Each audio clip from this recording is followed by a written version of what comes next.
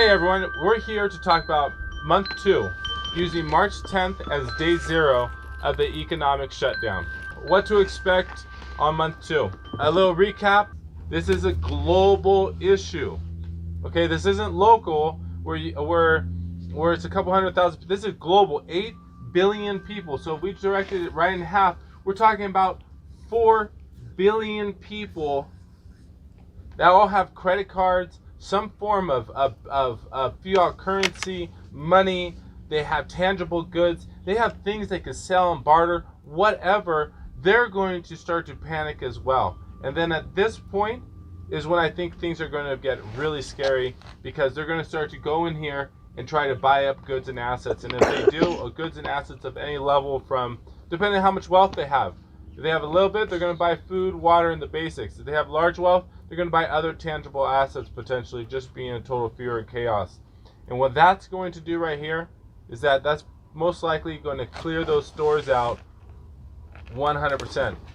And this is when we're going to start to see some rioting starting and other issues during week 4. Starla? And remember to like, comment, share, and subscribe! So, what do you think is going to happen month 2? We're starting off. This is worst. Remember, this is worst case scenario.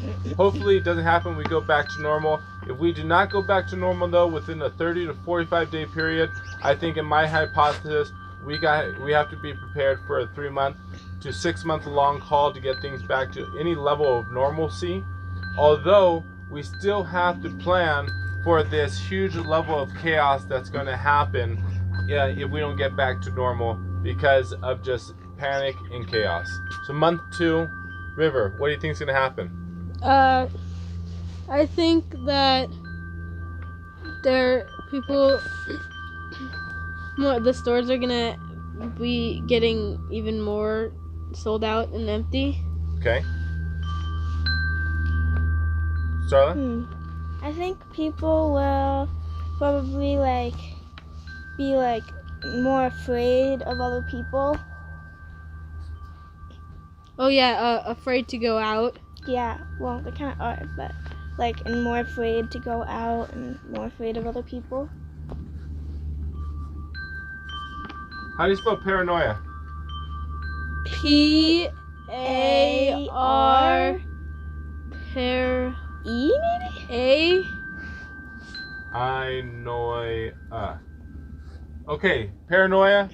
I'm just going to use the word P. Sorry, we're going to have to get back to that. Okay, so paranoia. So that was 2 really great points. Stores are going to start going to get sold out a little more, and then we're going to potentially start to see paranoia increase. So this is compounding. So guys, let's talk about compounding. What does compounding mean? Compounding is when you combine things together or you double it up.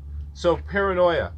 We're starting initially with this entire coronavirus is starting mass hysteria, and this paranoia is I might get sick, so I don't want to touch you.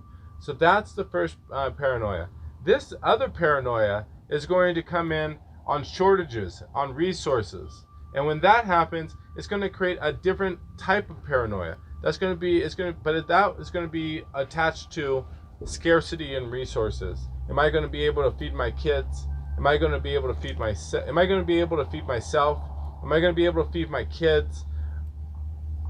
I totally am unsure whether I'm going to be living tomorrow or the next day. We are literally, during month 2, we're going to have most likely the heaviest amount of I'd probably say between month 2 and month 3, we're going to have the heaviest amount of mental delusions and false stories creating in the people's mind, because most people have not went very long without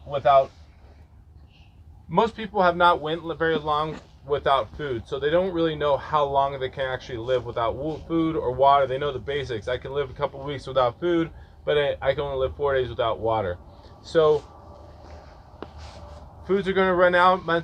Food will run out, and even if food doesn't run out and it's in distribution centers, because so many people are taking work off and the distribution lines are going to get clogged up. Orders are going to trying to place orders all at once. that's going to create a clog in the system. And no matter what, even if it's actual shortage or a false situation of reality, or it's a totally false reality, either way, it potentially is going to cause the same thing. River? So are you kind of saying that there's high demand but low supply? There is high demand and low supply right now, and then there might be, but there might be high supply and low demand, but just because the distribution of trucks and drivers and people taking work off because of the coronavirus and quarantine, that might cause an issue. So even if we have a large supply, if we can't get to the supply, it still creates a supply and demand issue. Okay, guys, so we just got into economics right there. Go ahead. I have something that will probably happen in month 2. Okay, please. People will probably like start to run low on money if they're like not working anymore. Mm-hmm. So, okay, that was another really great point right here. So Starla just said that people are going to run out of money because they're not working anymore. Run out of money. Okay, the largest employer in the United States is the government. Although, still at the end of the day,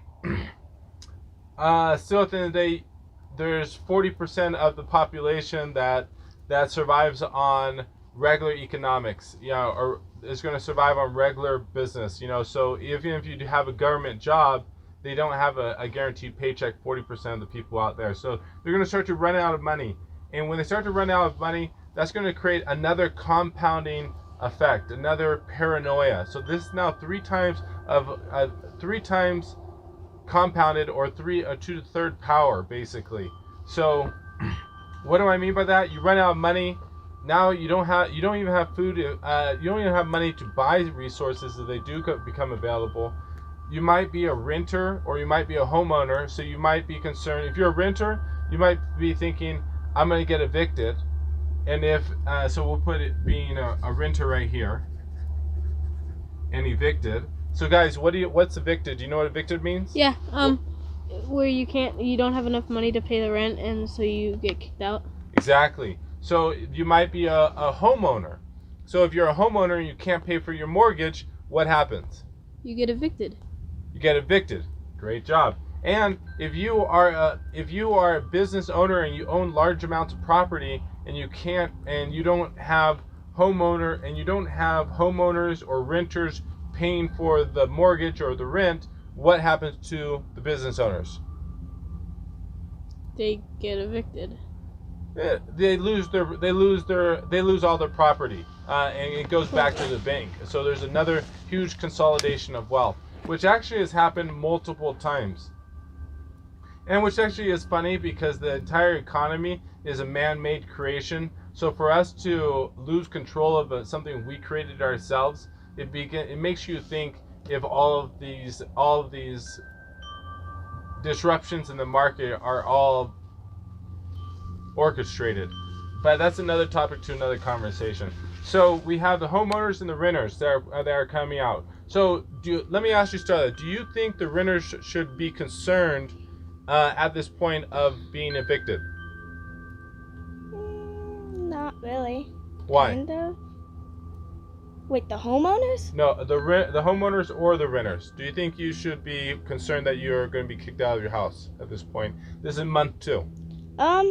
Well, a little bit, because like people are probably gonna have to stop paying you, and they're probably gonna get evicted from their houses, and then nobody's gonna be paying you, and you're not gonna have a job. So yeah, a little. Okay, so at this point this might be a little bit of a concern, but just realize everyone's in the same boat with you. Everyone has stopped working, and some people might have a little more savings than others, but within month 2 or month 3, month 4, if we don't get things going, no matter what, that the money that people use is what props up this current paradigm. And when we run out of that money and we can't prop up that paradigm, then all we have to do is shift our mindset back to a bartering system. What's bartering, guys? Well, I know this one. You have to. I forgot. Me too. I learned about it like a week ago. Okay, so bartering, let's say I have a pin and you have a cup of water and you want a pin for some reason and I want a cup of water. Well, I'm going to trade you this pin so I can get that cup of water. We're trading an asset for an asset. We're bartering We've done that. Yeah. to get the good, I know. or to facilitate the deal.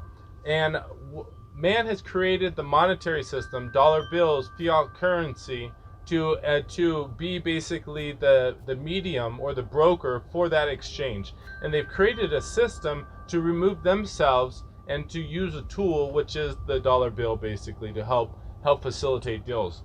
So during month 2, month 3, when people begin to run out of money, first off, don't be worried that you're going to be kicked out. There's not enough cops out there to kick everyone out all at the same time. If you're a renter.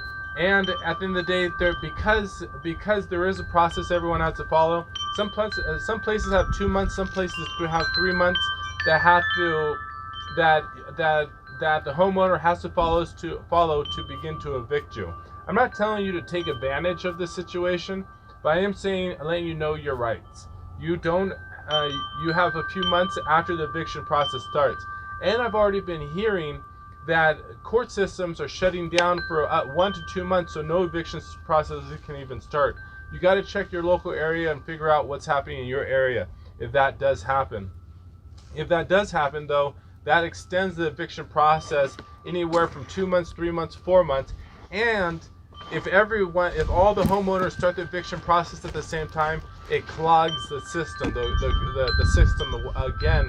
So it's going to push eviction processes all the way back out to month 6, 7, 8, 9. Same with the homeowners. We're going to begin to see after the 2007 housing crisis, everyone just stayed in their homes for 2, 3, 4, 5 years for free. Even up to today, I've talked to people where they're still living in their house for free because of all the paperwork calamity. We're going to probably see something similar to this. If you're a homeowner and you own the home and you're renting it right now and you have an extra, a lot of people will have their home and they rent it out. We'll get into that in a second. If you're a homeowner yourself, same situation goes. You have a year and a half before you lose your home. Okay? So don't make that a concern. If you have extra money, maybe keep that money in your pocket and keep it, and don't give it to the bank because they're not going to give it back to you. They're going to keep it. Maybe keep it in your pocket and just get some fees next month. Or most likely, there's going to be some type of relief program of some level. And if there's not, everyone's in the same program. So don't be the first to give up all your resources, especially to a bank that has access to the printing press. Does this make sense, guys? Yeah. What am I talking about? You're saying don't give away, keep it with you, because you're not going to get kicked out of your home in a long time, so. And they won't give it back. Yeah. Exactly. Same with the big bank. Same with the people that own large amounts of land. If you have large amounts of people defaulting on those loans, trust me, the banks do not want to be in the situation that they're in, where they take all these assets back, because just like before, they have to maintenance these properties. And guys, is it expensive to take care of these properties? Yeah. Why? What has to happen when you take care of a property? Well, you have to be able to. I mean, if you own animals or anything, you need grass, and you need the seeds for trees, and you have to be able to own the land. Okay, Starla? Will you see the question again? So, is it expensive to maintain the house? Like, if something breaks in the house, does it cost a large amount of money to fix it? Or does it cost money to fix it? Yeah. Okay. Guys, at the end of the day, just so many kids out there have no understanding of the energy it takes to fix something or buy, or what it takes to actually buy something. A lot of people, even that make a large amount of money, they've forgotten those things. The energy it actually takes to complete something. So when we're teaching and educating at homeschooling and going through this process with the kids, It doesn't matter if it takes 10 minutes, 20 minutes, 30 minutes to explain something. Most important thing is that they have some level of an understanding. And at times, if you think that they are not understanding, just stop and ask them, hey, does that make sense? If they say yes, ask them to explain it. And if they explain it where it's kind of correct, they get it. That's enough they need. Because at this point, they just kind of need to get the basics. You as an adult need to take responsibility when an action needs to be taken. The children need to have a basic understanding of why you're doing what you're doing. So if there is an emergency and you need to give them need to demand something or give them an order, they're not going to fight you and resist you. They're going to give you their energy so that everyone gets as safe as possible, or everyone gets into a safe situation as soon as possible. Okay, so month 2, we've kind of talked about what's going to happen. Stores are going to get sold out completely. Money is going to run out. A lot of people are going to start running out of savings. More panic's going to start. Renters, homeowners, renters are going to start to be concerned about being evicted. Don't worry, you are 3 to 5 months from something like that happening. Most important thing you need to do, remember right now, what do you think is the most important thing you can do in month 2 when all this chaos is happening? Go ahead. Well, in our last video, I think we just kind of showed us over there. We were just sitting down and taking time to just acknowledge our food and keep it calm, I guess, and meditate. You can create schedules for yourself. We created a schedule. So yeah. Maybe don't panic that much, because like when you panic, you like make different decisions than when you're calm. Okay, if you just heard both of them, River is talking about filling up your day with other things. So in month 2, this is where I would, especially in month 1, everyone's getting stir crazy. Panic's happening. A lot of stuff's happening. People are just getting bored at their house too. Month 2 is when people are going to want to come out.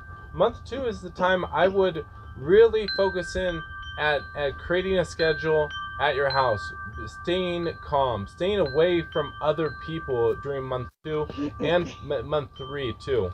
Because in other videos we've talked about people falling off their meds, and there's only about a 1 month supply in the system to get people their meds. So if everyone has bought out their meds, that means in 30 days from now, starting the month 3, people are going to begin to fall off their meds and begin to go with the withdrawals, and at that point it gets even scarier. So during month 2, I would definitely stay home, focus on creating a schedule on some type of a stable environment, so that if you really do have to hunker down for another month, you're not going to go crazy. You're going to have some type of routine going with the kids, where there's not going to be a large amount of energy going outward, not attracting attention. You're going to have energy coming inward. The kids are going to have things to do on a daily basis.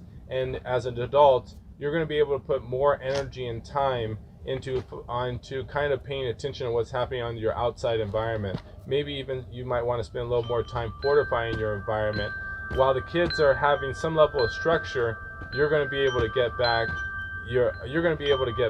some of your energy, so you can have a better attention to detail of what's happening around you. Because again, during month 2 and month 3, if it gets this long, those 2 months are going to be the most dangerous time of this entire 180-day economic shutdown. Guys, do you have anything else that you think might happen in month 2? I mean, I saw one of your other videos and you said that there was less traffic especially in LA, and that's really surprising. So I think there'll be less traffic, and I guess that's less pollution, I guess. Okay, that's actually another positive part to this. With everyone shutting down for month 1, month 2, month 3, we're probably going to start to see wildlife come back. We're probably going to see dolphins swim in the harbors. We're probably going to start to see things come back to some level of normalcy in nature. So if month 2 starts to start back up, let's not immediately get started again, because we might be endangering wildlife. because before they weren't in those environments, and now they're moving back in those environments, and they might need a little time to move back out. So also, a lot of people might not be used to seeing wildlife roaming around in the middle of a city. If we're not traveling and we're not on the road a lot, those deer might in downtown Los Angeles. So just be prepared, you might be seeing some wildlife. That was a great point, River. Thank you so much. Starla, anything? Yeah, there's one thing. Go ahead. You should like this video. You should comment to this video what you thought about it, and subscribe. You heard her. Have a great day, everyone.